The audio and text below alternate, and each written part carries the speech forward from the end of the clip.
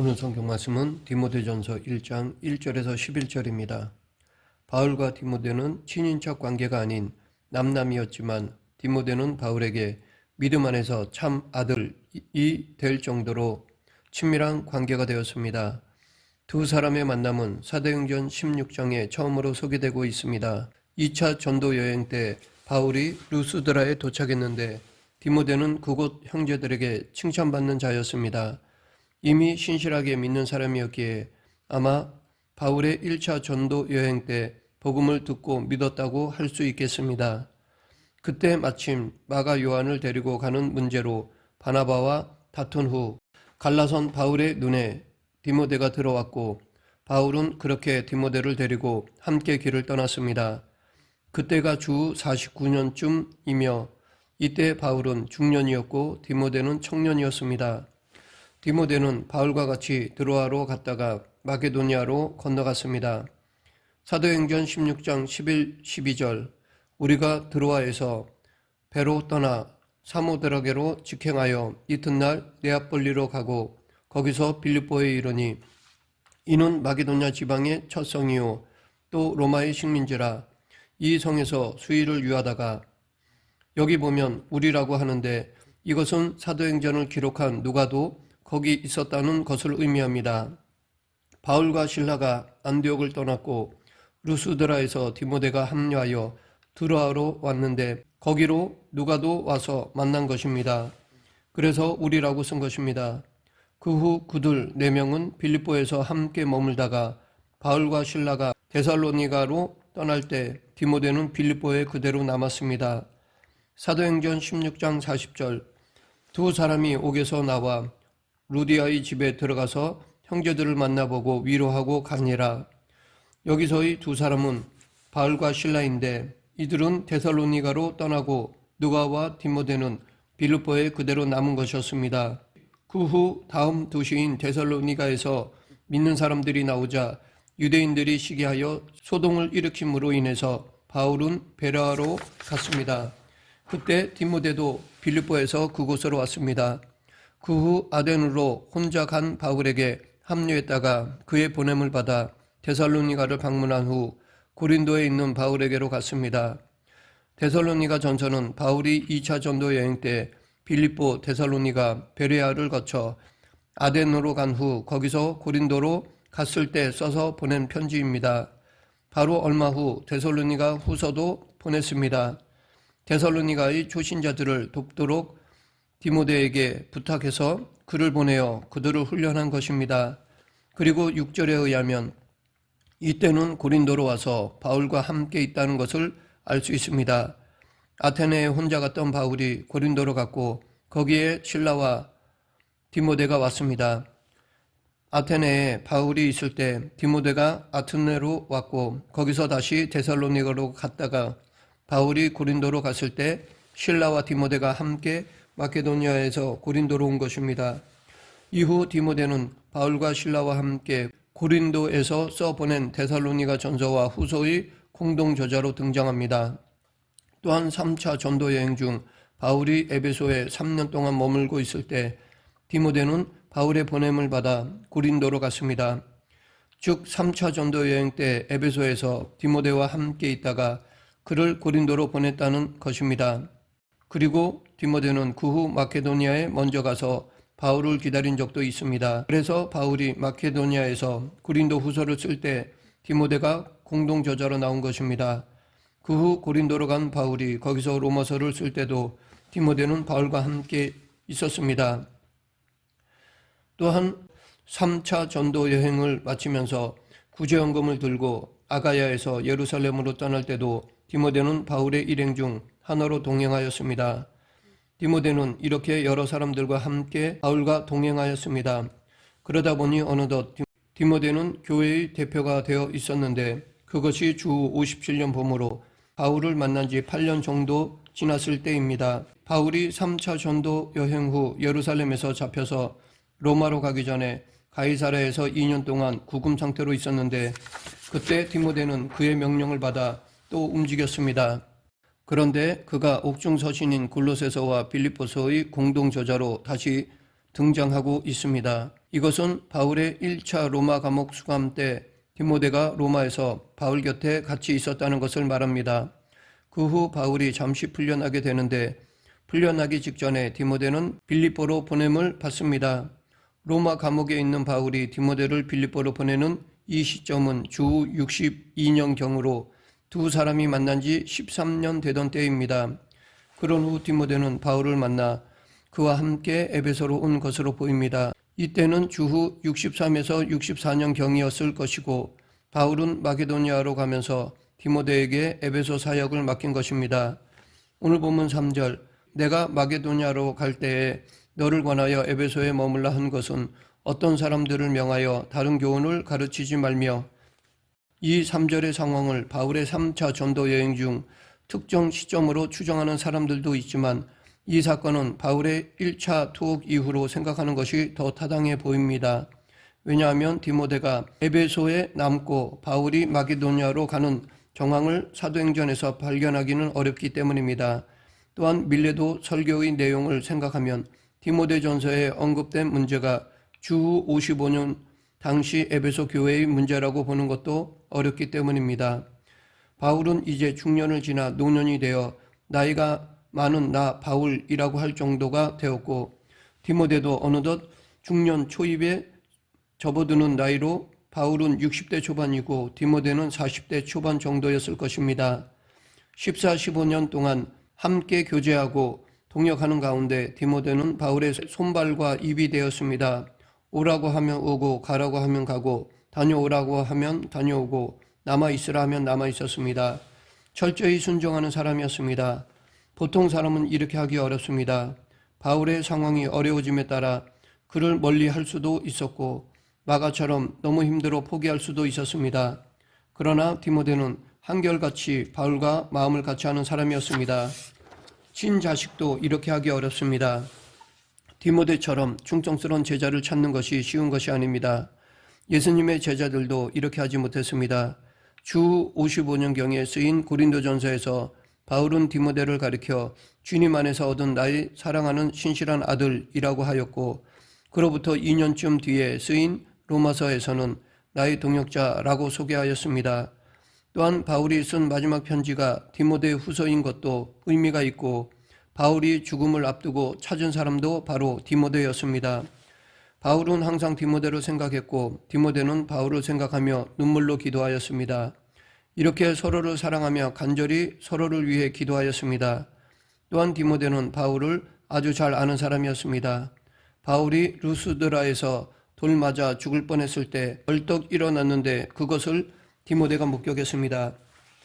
1차 전도 여행 당시 디모데는 바울의 그런 고난을 통해 이미 주님의 구원을 목격하였습니다. 1차 전도 여행 때가 주후 46년에서 47년경이었으니까 바울이 세상을 떠날 때 둘이 알고 지낸 기간이 19년 정도 되었고 동역한 것도 16년 정도 된 시점이었습니다. 바울이 순교하지 않았다면 둘의 관계는 더 지속되었을 것이 분명합니다. 이 시대의 모든 관계가 계약과 이익을 토대로 세워지고 있어서 이해관계가 없어지면 만남도 희미해지는 시대이기에 바울과 디모데 같은 관계가 그리운 때입니다. 우리도 친구 같은 관계, 아니 친구를 넘어 형제자매의 관계, 이 땅을 떠날 때까지 지속될 수 있는 관계를 넘어 천국에까지 이어지는 관계가 필요한데 바울과 디모데가 바로 그런 관계로 살았습니다. 그들이 그런 관계를 유지할 수 있었던 비결은 어느 한쪽에만 있지 않습니다. 디모데는 충실했고 바울도 진실했기 때문에 그런 관계가 가능했던 것입니다.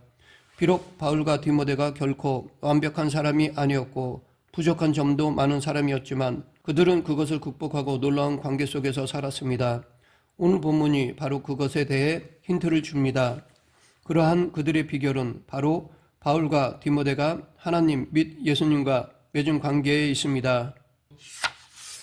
바울은 그리스도 예수의 사도로서 하나님의 구원자이신 예수님으로부터 보냄을 받았습니다.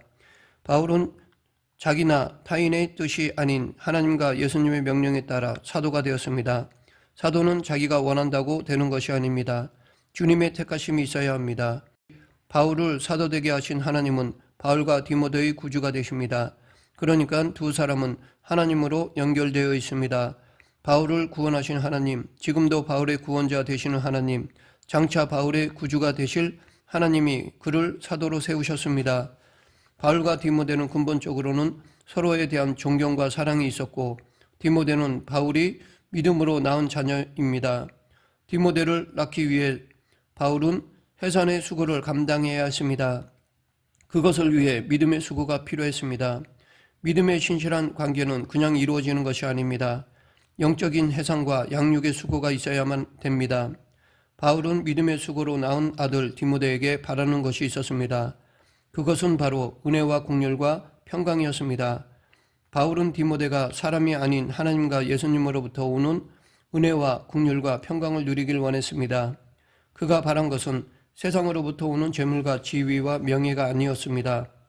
오늘 본문 3절 4절 내가 마게도냐로 갈 때에 너를 권하여 에베소에 머물라 한 것은 어떤 사람들을 명하여 다른 교훈을 가르치지 말며 신하와 끝없는 족보에 몰두하지 말게 하려 함이라.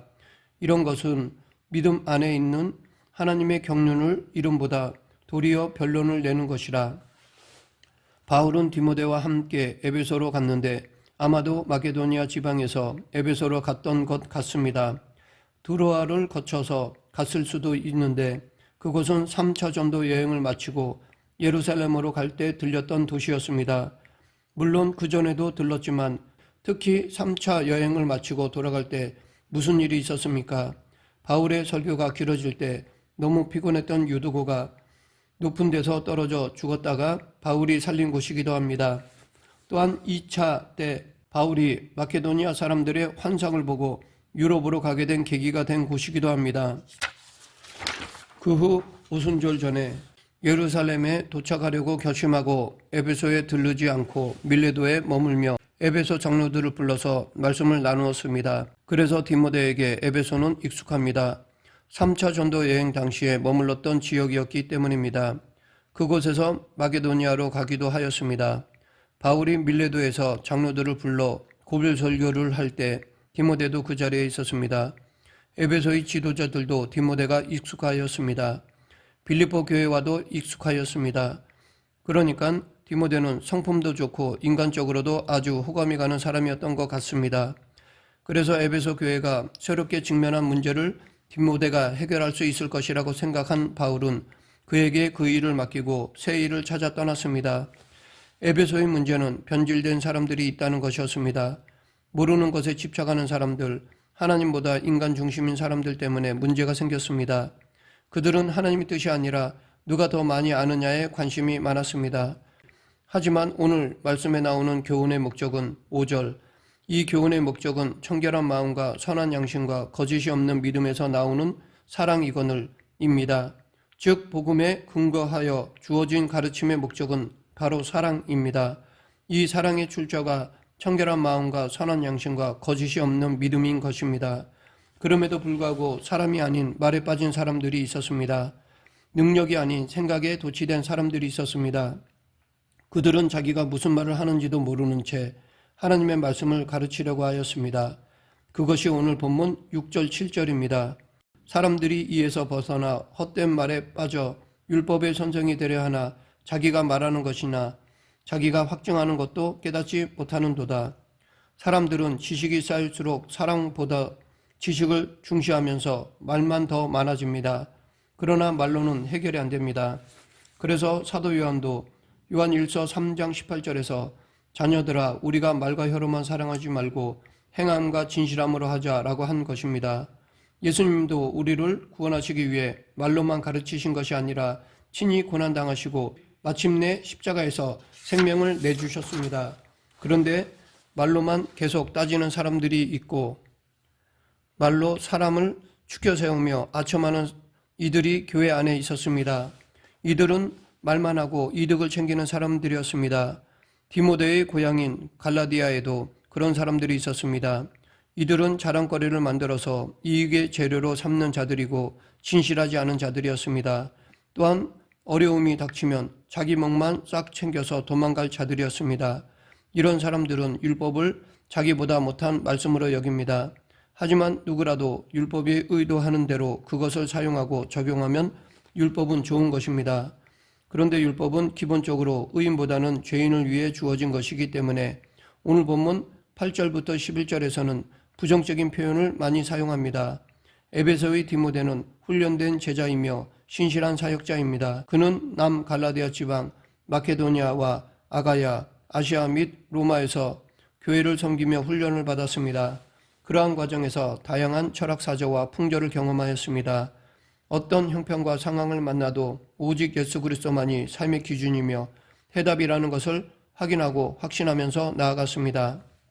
디모데가 사역한 에베소는 당시 세계 3대 혹은 4대 도시로 꼽히는 주요 도시였습니다. 당시의 인구가 20만에서 25만이나 되는 대도시였습니다. 중산층이 많았고 로마 권력층과 연결된 사람들도 많았습니다. 로마 속주 중 아시아의 수도였기 때문에 아시아 총독이 바로 이 에베소에 머물렀습니다.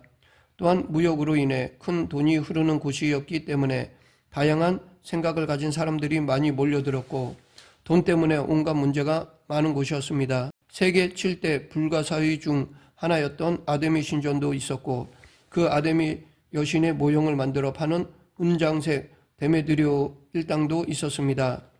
디모데는 에베소에서 이처럼 잘못에 빠진 자들의 어긋남을 밝히고 교회를 새롭게 하는 사명을 받아서 그리로 가서 사역을 한 것이었습니다.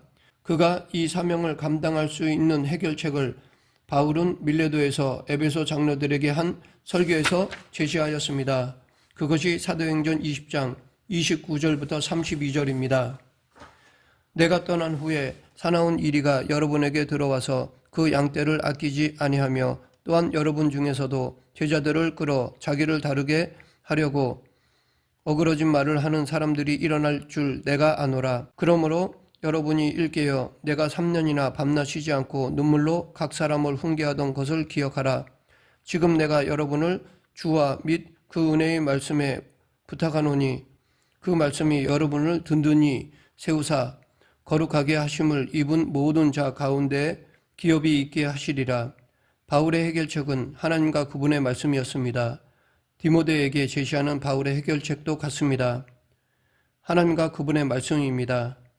지금 우리의 문제에 대한 해결책도 별로 다르지 않습니다.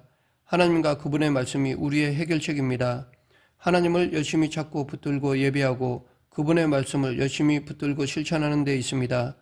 어떤 어려움이 닥치거나 핍박이 와도 우리는 주님과 그분의 말씀을 붙들고 승리할 수 있습니다. 그렇게 하려면 우리의 관계가 바울과 디모데의 관계 같아야 합니다. 개인적으로 하나님을 열심히 예배하고 열심히 말씀을 붙들면서도 성도 간에도 서로 사랑해야 합니다. 그리고 정직하고 진실해야 합니다. 말씀을 맺겠습니다. 우리가 하나님의 말씀을 붙들고 서로 사랑할 때 디모데와 같이 훈련된 제자, 신실한 사역자, 믿음의 참 그리스도인이 될 수 있습니다. 그럴 때 우리는 지금보다 더 귀하게 하나님께 쓰임을 받을 수 있습니다. 우리 모두 디모데처럼 신실한 사역자들이 되어 하나님께 영광을 돌리는 성도가 되길 간절히 축원합니다. 기도하겠습니다.